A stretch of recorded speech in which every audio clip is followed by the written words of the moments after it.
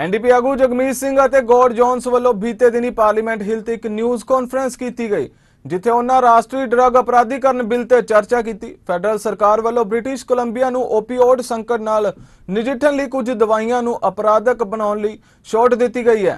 Since 2016, 27,000 Canadians have lost their life because of a toxic supply, because of an overdose. And those are lives that have been taken from us and lives that we could have saved.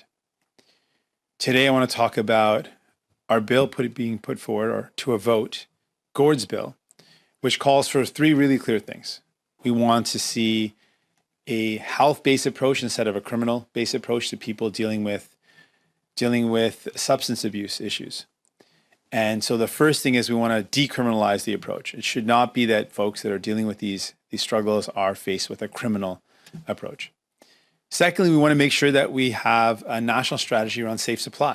We know that we need a safe supply to respond to this serious crisis that we're up against.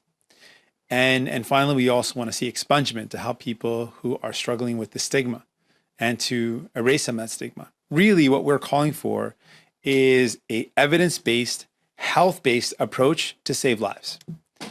And it is unimaginable to me that a government, that the Liberal government, can see the evidence that the current approach is not working and refuse to support our health-based approach, particularly when the Liberal government has just approved an exemption for BC. What does that say about the rest of Canada? What does that say to the thousands of families who bury their children because they were lost to a toxic supply or to an overdose situation? What does it say to the rest of Canadians that their lives don't matter? It's shameful, frankly, to not take a national approach to a national crisis. The Prime Minister has to show leadership here. We can save lives today. The bill that we're presenting will save lives, will mean a significant difference in this fight against the toxic supply and the overdose crisis and the opioid crisis that is gripping our country.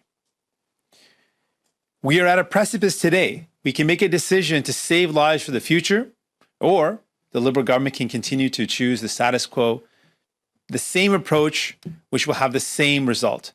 People will lose their lives needlessly. So we again are calling out for justice, principles, and an approach to save lives, which is to implement the exact same exemption that the government just did yesterday across the country. Support our bill that is fully backed by evidence. Health experts agree. This will save lives. This is a better approach. If we want to make sure that we don't lose another 27,000 or more Canadians, those lives will not be lost if we take a different approach. And that's what we're calling for today. They can't do it in other provinces. Decriminalization is the simplest thing. It's a criminal matter, criminal code matter, which is absolutely federal. There's no justification at all. In fact, it's more complicated to have different laws in different provinces. How confusing is that? In this case, there is no justification for the patchwork approach where in one province, people will be treated with a healthcare approach in BC. But if you happen to live in another province, you could be criminalized. There is absolutely no justification